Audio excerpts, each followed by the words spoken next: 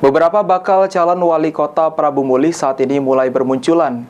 Bahkan ada beberapa calon telah mengambil formulir pendaftaran di beberapa partai.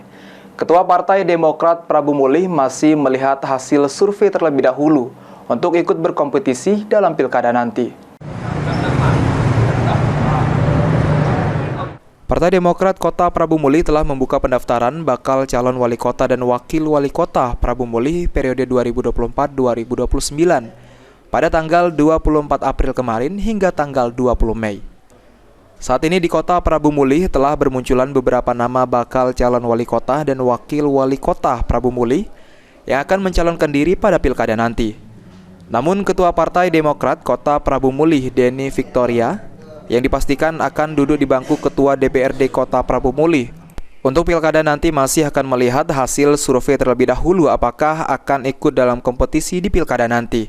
Pilkada nanti pastinya kita akan hitung-hitungan lebih matang karena banyak harus kita persiapkan ya, berupa mungkin logistiknya, mungkin apa nanti.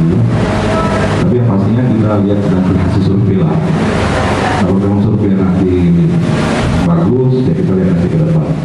Salah satunya Arlan yang dipastikan akan maju sebagai calon wali kota Prabu Mulih saat ini telah mengambil formulir pendaftaran calon wali kota di beberapa partai. Nama-nama belum, negara lagi lah, menunggu dari DPD, diusulkan lagi kita usulkan. Oh, tapi dah kita usulkan Cak? Ya. Siapa itu Cak? Ada berapa nama? Ada berapa nama? Berapa Cak? Berapa nama? Ada berapa Cak? Tiga kandidat. Tidak hanya Arlan saja, Idham Tergun yang saat ini sebagai anggota DPRD Kota Prabu Mulih juga mengikuti kompetisi pemilihan baik sebagai wali kota atau wakil wali kota Prabu Mulih. Dipilih sebagai anggota legislatif pertama bagi saya 2014-2019. Di 2019 saya terpilih lagi periode kedua yaitu 2019 sampai 2024 kali ini.